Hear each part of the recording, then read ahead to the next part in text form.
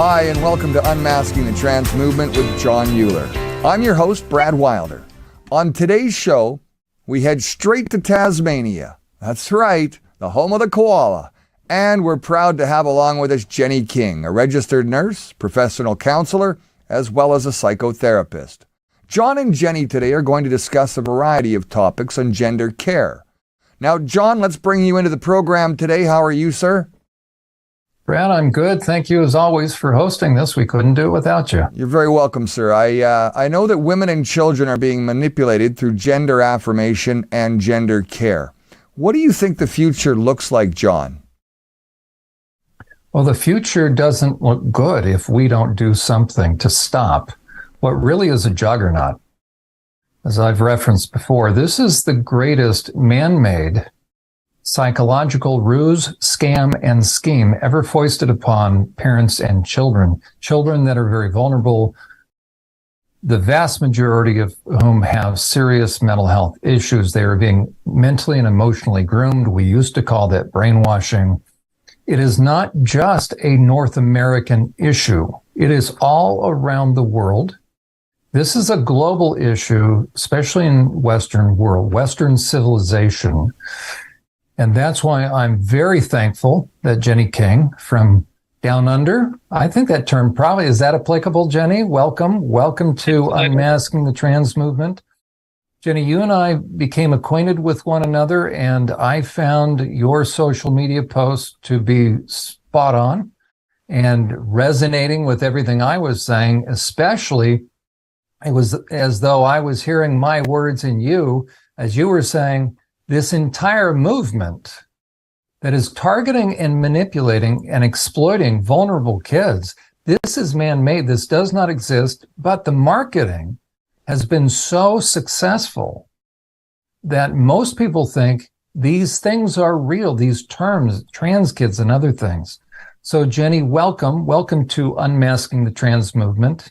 You are a seasoned therapist. You have done groups, you've done individual, and what's so important as well for this discussion, you have worked with a population of troubled young people that have eating disorders, and that is one of the 9 red flag clinical indicators of sexual trauma, and that's what's so among other things, in my estimation, that is what's so concerning about this grand deception, the trans movement, those that are pushing it, because it is causing clinicians of all groups of people, but physicians and clinicians, since we are mandated reporters, it is causing professionals that should know better to reframe serious red flags that should cause us to begin to ask serious questions. It's causing us to reframe things in terms of gender when that causes us to turn a blind eye to what are probably the indicators of much more serious indications. One of those inevitably are eating disorders. So Jenny, welcome to Unmasking the Trans Deception. Tell us about your concerns and what caused you to become concerned. Okay, Jon. Well, I was following woke culture for some time and starting off with critical race theory, which I found toxic and very nihilistic and divisive. And then hot on its heels came gender identity ideology. And having worked with young people, especially young women, I immediately noticed that this was dangerous, false, unscientific, and an absolute trap for all the young people out there, vulnerable young people, like you say, many with trauma, who are looking for some chance to escape being themselves. And this is like this pot of gold at the end of the rainbow. All you have to do is go through this, what is an horrendous process, and you will have a new you. You'll be someone different. It's very cult-like in many ways. And so I was immediately alerted and alarmed. And what was the second part of the question? Sorry, that's how I got involved in it. Oh, that's right. Well, you've just referenced it now. What are your concerns? Talk to us. You're talking to parents. You're talking to grandparents. Yeah. You may very well be talking to young people. So that's a wonderful thing, too, because you'll be able to help educate them, share your concerns. But let's talk to parents. Let's talk to grandparents. Let's talk to concerned citizens. Let's start with, what are your concerns? Where do you see the dangers that that come from this, that stem from this. So talk to us about your concerns because there's a lot, and we're going to get into some of the myths, especially the dangers, the medicalization. That's a huge part of this. You cannot separate how kids are being medicalized, and that's part of what concerns us. So talk to us about your concerns. Right. Well, my concern to begin with, or one of the most fundamental parts of my concern, is having been a registered nurse for over 30 years and coming from a family with a few doctors in it, that there's no scientific basis for the initial diagnosis. I mean, we started off with gender dysphoria. Now that's a description of a feeling. But then we have transgenderism, which is a description of an entity, and that entity does not exist. Nobody is born trans. People make themselves trans through surgery. But there is no innate biological condition of transgenderism. And that's what this is all being sold on the basis of, that there's some innate condition called trans or transgenderism, but there is not a scrap of evidence that that condition exists.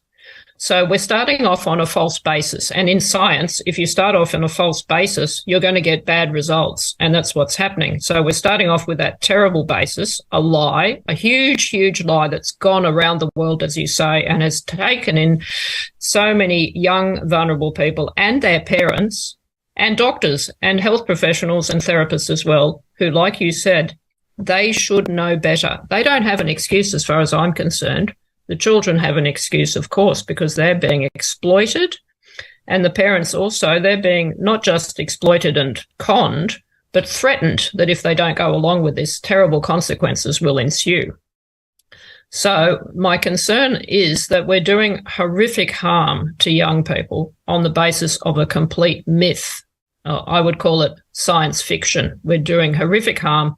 We're taking healthy bodies and damaging them irreparably and irreversibly. And we're also taking healthy minds and damaging them, again, irreversibly. And yes, there's no excuse for it. Right. And you reference cult. This has all the earmarks of a cult, right? There's certain methods, there's certain ways of recruitment. And Jenny, I have shared in the past, and prior to our recording this, you referenced something. So I'll say what I have shared on social media and in recordings and interviews that I've done, that to really understand the power of what's going on in terms of manipulation, because that's what this is. Kids are being groomed. Now, what do I mean by that? They're being manipulated. They're being worked. Their intuition is being overridden. So they're being unduly influenced. We used to call it brainwashing, but we'll call it now mental and emotional manipulation.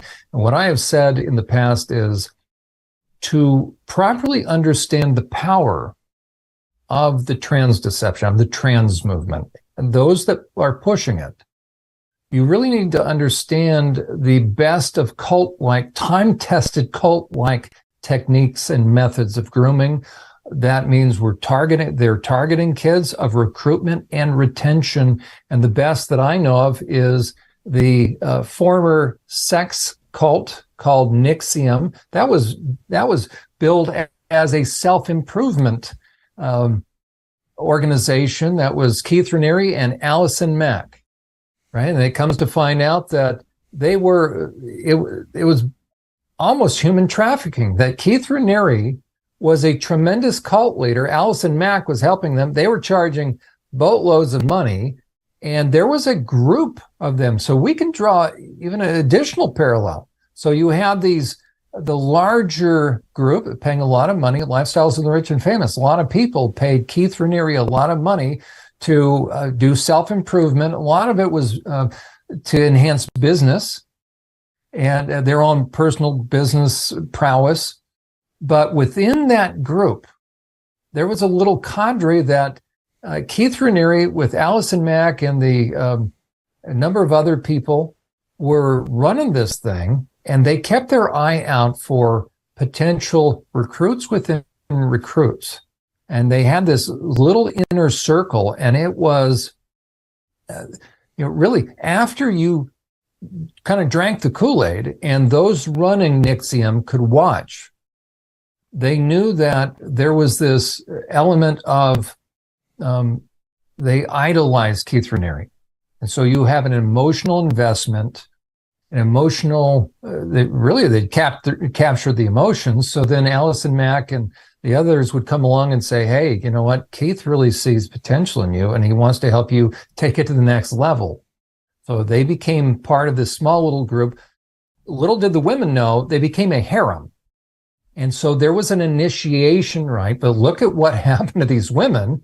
And there's a book called Scarred, a woman out of Canada, that after the fact, a very similar thing to detransitioners, they cannot believe, how did they end up being manipulated?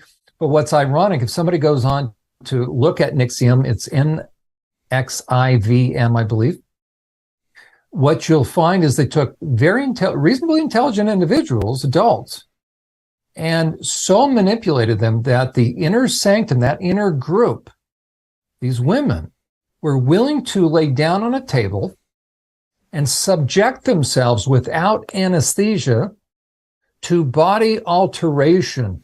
They would take a cottering iron, a woman physician did this, and they branded them near the groin area. Well, it had this weird design. And of course, they're being sold that, okay, this is the extent to which you're going to show loyalty, and it will just really prove that you're part of the inner circle or the family. Little did they know, they were branded with Keith Raniere and Allison Mack's initials. Yes. Talk about the similarity. So what I say is this: if you want to understand the power of the trans movement, the pushers and what they're doing, and how these people get these kids in, get them sucked in, you study what happened with NXIVM, and you study what happens with Scientology.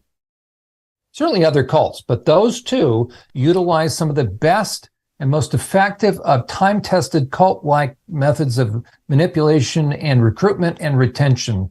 You have referenced that yourself. Exactly. It's very cult-like. And even when you listen to adult detransitioners, people who transitioned in adulthood, they were susceptible to these same cult-like techniques. They fell into a group of people who believed in transgenderism, and their partner might have said, hey, I think you've got gender issues. Then they see a therapist and the therapist says, oh, how long have you been dressing like a man? You know, this is what they said to Scott Nugent, who's very well worth listening to. He was 46. But if you go back to children, we're looking at this indoctrination, and that's the only word for it, starting from preschool or even earlier. Because everywhere you go now, there's the rainbow flag, and there are constant, we're barraged with messages about pride and trans, and, it's never ending. But children are starting on this track very, very early. They're being told from the earliest ages that they can change gender, that they might be a different gender, that if they're not stereotypically female to the point of being like Barbie, which later on, when they get a bit older, turns into a porn version of Barbie. If you're not like that, then you're not really a girl. And if you're not like G.I. Joe, and they're telling them this from very early ages, like 3 or 4 or 5 or 6, then you're not really a boy. So you're being told from a very early age that your body is wrong. Now, what a horrifying and terrifying message for a child. Children's imaginations are so vivid, and they're terrified of something happening to their body. So to tell them that their body is wrong and their body's even dangerous and their body's going to do terrible things if it's left to its own devices, that's a very cult-like message. And it's absolutely horrifying that children are being exposed to this by teachers. And then, should they end up in the clutches of a therapist, unfortunately, the vast majority of therapists are going along with this stuff, as are the vast majority of the medical institutions, the medical organizations. It has affected every area of society. Every institution, virtually every single institution, is now captured by this mythology, this science fiction. And yes, so it's like a kind of societal cult. Well, you mentioned science, and I think, there's the science hasn't really been proven here. They're let's face it, children's minds haven't developed, children's bodies haven't developed. They're not, they haven't gone through puberty. they're not thinking clearly at that point. There's a lot of confusion growing up along the way as to who you are, how you fit in, what your background is, where you live. Again, I still say that some of this becomes racial profiling in a sense, and it's profiling not only the kids, but it's profiling the parents, it's profiling the therapists, it's profiling the doctors. We're all being labeled in some sort of a way, and that's a troubling factor going forward, that we're all being labeled. And the World Economic Forum will have you believe that, they want to herd us all like cattle. So they label us all, they pigeonhole us all. They're going to decide, where we're going to work in the future and how we're going to eat in the future and how we're going to, get along in society in the future. And that's concerning. And this indoctrination doesn't just start at the school level. It doesn't just start at the government level. This is coming from a different place, from a different part of the world. And it hasn't just started. It's been evolving since, a very long time ago. And you talk about the indoctrination process, it goes back to not just the DM5, it goes back even farther than that. And that's part of the history of this movement that I think that at some point Jon and I are going to have to delve into and really look at how we got here and, what we can do to, I guess, educate our own kids. And it has to happen from parents. Parents have to be the ones taking that initiative to educate their kids. The teachers, they're not on our side at this point. They have been already touched by this movement, and they believe that it's a positive, worthy effort. But the reality is, just keep it away from our kids, right? So I don't really have a question at this point. I just thought that I'd bring that up because I think that there's something there that the science isn't science-based, much like Scientology or the Scientology religion isn't science-based either. I totally agree, Brad. It's not science-based, it's science fiction-based. The idea that you can be born in the wrong body is, on the face of it, absurd, and it's almost medieval. It's an extraordinarily primitive idea that your body can be wrong and that there's some part of it that is right. There's something in there that is right. If your body's wrong, well, I ask the question, what is the right bit that's trapped in this wrong body?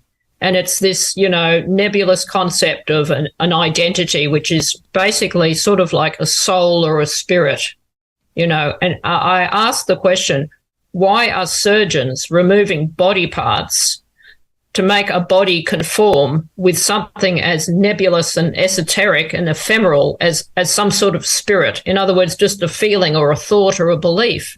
And as you said before, children are very imaginative. They can't tell reality from fantasy. That's part of childhood.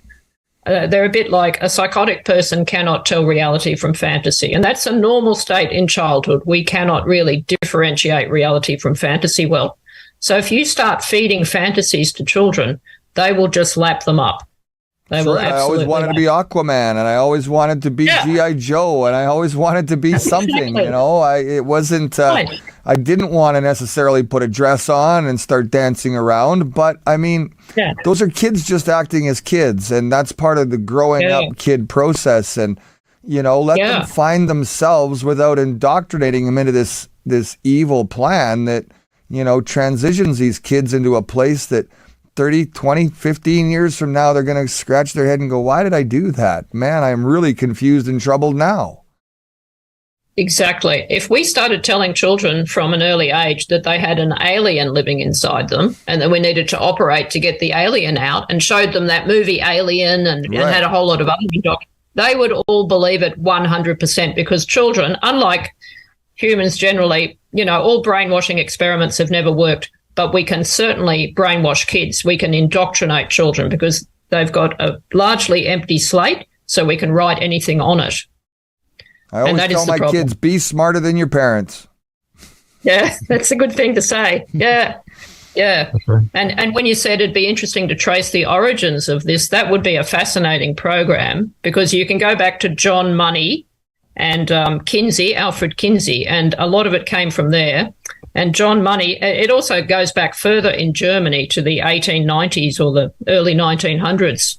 But John Money did an experiment on two boys because he was very interested in this whole field. And they were the Reimer twins.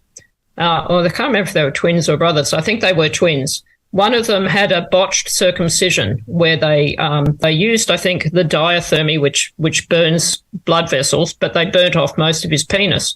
So somehow the parents consulted John Money, this psychologist from New Zealand, and he suggested that they raise the child as a girl, which they did. I think they called him Brenda, and all was, apparently fine, according to John Money, who was also doing awful experiments with them where he was exposing them to pornography and encouraging them to get into sexual positions with each other and pretend to have sex. The guy was seriously disturbed and dangerous. Anyway, the ultimate result of all of this was that when the affected brother decided that things weren't going well and found out that he really was a boy, he was absolutely devastated. And he knew that something was wrong. He knew he wasn't a girl. And he ultimately ended up committing suicide. And so did the other brother. It just devastated their lives. And yet this is like the test case for gender transition. This is treated as if it's a great success story. And it just boggles the mind. It was a complete disaster for the family, for the two brothers, and yet it's treated as if it's a great success story that proves gender identity exists and that gender transition is a very effective treatment for anyone who may be confused about their identity, has gender dysphoria, or for some reason, as in this case, had a problem with their genitals being damaged as a baby. And think Basically, about the outcomes. Jenny, is right that those two Reimer brothers, respectively, they killed themselves. So yes. there's some outcomes for you. Those that push this myth, this scam, this scheme, they don't want anybody talking about the sexual deviance of John Money. Right. That he was, what amounts to, he was perping on these kids. If you have kids that are in session enacting sex acts, you're perping on them. You'll be arrested, by the way, right? That's a mandated report in and of itself. So the entire house of cards is built upon a fraudulent foundation that nobody wants to examine the foundation, and we will, little by little. We're going to unpack that. We're going to have additional guests on as we unpack this. Jenny, I want to, since you are a registered nurse, and therefore your background is not just clinical in terms of psychotherapy, but also medical. Talk to parents, give them a brief overview of what is the medicalization process. There's a couple of different things that they can be guaranteed if their child or children begin to, quote unquote, transition. And there's social transition. What does that look like? They start to dress androgynously, or for boys, they start to dress a little more feminine, in a more feminine, traditionally feminine fashion. It's not going to stop there. So eventually there's going to be the push to introduce pharmaceuticals and procedures. So as a professional that's trained within the medical field as a registered nurse, inform parents, but if they've heard about blockers, they've heard about cross-sex hormones, and then top surgery, bottom surgery, paint the picture, clarify for the parents or grandparents that are listening, or some of the young people that may not know what's in store for them. If they get on this moving sidewalk, what are the stages? Talk about transitions. What are the stages? And where's this going to dump them out on? And what are they going to look like? If they go through with full transitioning, what happens to their body? Right. All right. Well, we'll start with social transition, because that can start as early as 3 years old. And some of the activist doctors recommend that if your child, is a boy and he points to something pink, he's trying to tell you that he's really a girl, even if he's a baby, even if he's 2, 3 years old. So the trouble with social transition is it's not a neutral intervention. And the Cass review of the Tavistock Clinic, Hilary Cass, who reviewed that, said that it's not a neutral intervention. It is a very drastic intervention because you're cementing or concretizing an idea, a feeling, a fantasy. You're making it real.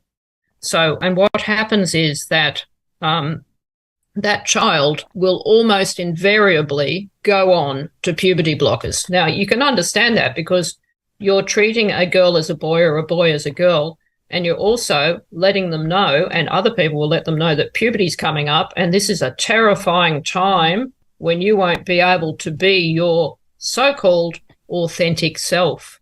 So they create this extreme fear of a natural process, puberty, which in point of actual fact helps people with gender dysphoria, and that's been proven through 4 decades of research. But they create this terrible fear of puberty, which is easy to do, especially with later on with girls who are prone to eating disorder behaviours and personalities. They're already terrified of puberty. So what happens is once you socially transition your child, the chance of them going on to medicalization is over 90%. It's very, very high. So then they're going to end up on puberty blockers, very likely. Now, the trouble with puberty blockers is, first of all, like I said, they block a process that would have helped the child. And they also block a natural maturational process, including blocking natural brain development, blocking natural sexual organ development, blocking proper bone development. So the consequences, I'll just look at my list of the consequences of puberty blockers are things like osteoporosis, early osteoporosis. So there's a boy in Sweden who was featured in a documentary called Transition Train. And he has such terrible pain. He's only 13 or he might be 15. He's got terrible pain in his back because he's got osteoporosis and he's prone to fractures. He has trouble walking. So osteoporosis is something that usually older women get over 60 and older men occasionally. Why would we want to give that to teenagers, young people? It's a terrible condition that increases your risk of very serious side effects like fracturing your hip, etc. Then we've also got problems like I said, cognitive dysfunction. The brain isn't developing properly. And Professor John Whitehall, a paediatrician here in Australia, has proven that when you give these drugs to sheep, their brains don't develop properly and they can't find their way around a field that normally they would have no problem finding their way around. They also increase the risk of mental health problems. So the puberty blockers themselves appear to increase the risk of self-harm and suicidal thoughts and suicidal behaviour. And they, of course, increase the risk that you're going to go on to cross-sex hormones, because once you're on puberty blockers, there's a very high, super high, like over 95, 98% chance that you will go on to cross-sex hormones. Jenny, we're up against time. Right. Let's hold that thought because we're going, and you stay right there. We're going to continue in part 2. We'll pick up right where we left off with you, with your medical background. You're going to continue describing if parents begin to administer these to their kids or allow the administration of these puberty blockers take place, then we're going to go on to cross-sex hormones. We haven't even gotten to that horror story. And then the surgeries. We're going to pick that up on part 2 of this interview. Are you okay staying with us for that? Of course, no problem. Brad, thank you again. And we look forward to picking up where we're leaving off right now. Jenny Kyng from Tasmania.